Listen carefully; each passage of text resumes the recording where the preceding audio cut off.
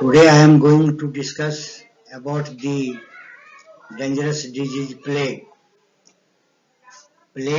and plague fever. It has two parts. Out of two, I am going to discuss first part of the two video. Plague is very dangerous disease. It is contagious and spreads as an epidemic. It has wiped the population of the world many times in the past 2000 years. Plague comes to kill and control the population. Modern science has tried and got our ride on this dangerous epidemic since last 400 years.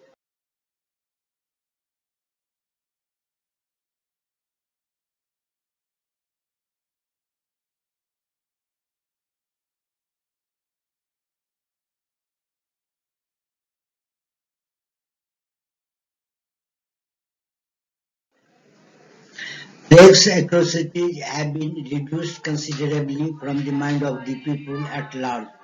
Now people use word plague as sonorously to explain something other, which they want to emphasize.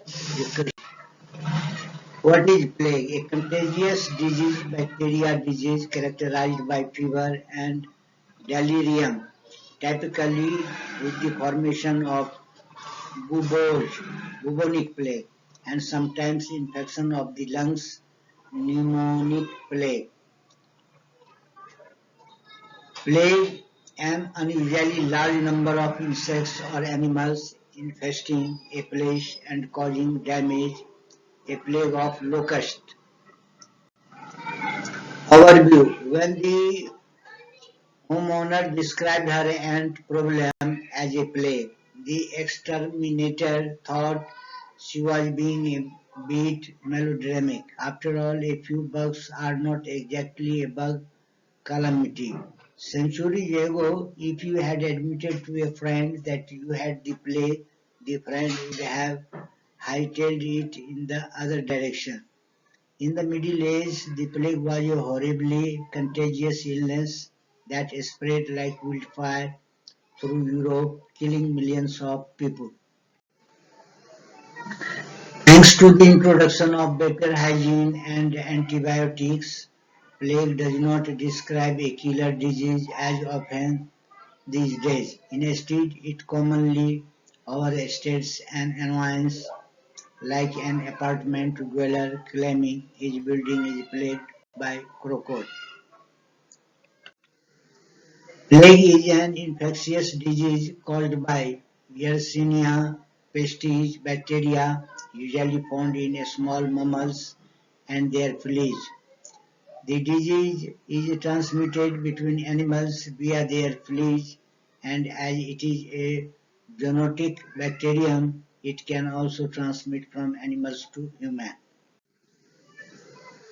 Humans can be contaminated by the bite of infected fleas through direct contact with infected materials or by inhalation. Plague can be a very severe disease in people, particularly in its septicaemic and pneumonic forms, with a case fatality ratio of 30 to 100% if left untreated.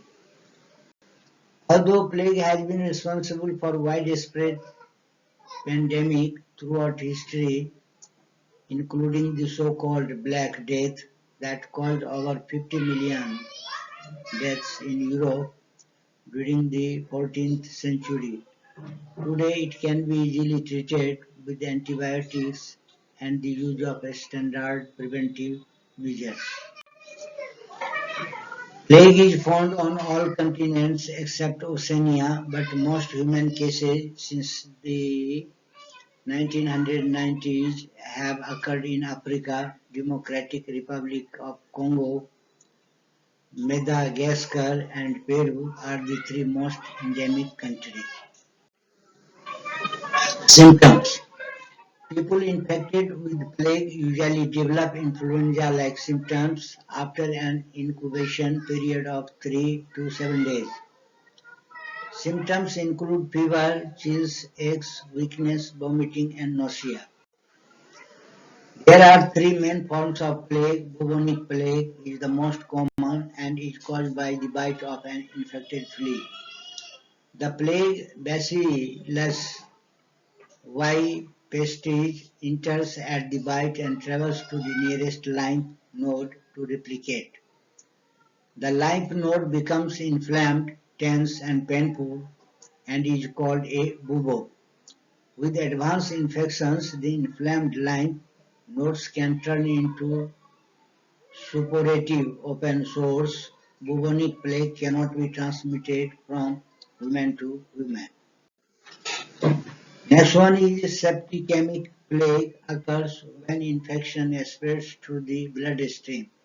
It may result from flea bites or from direct contact with infective materials through cracks in the skin.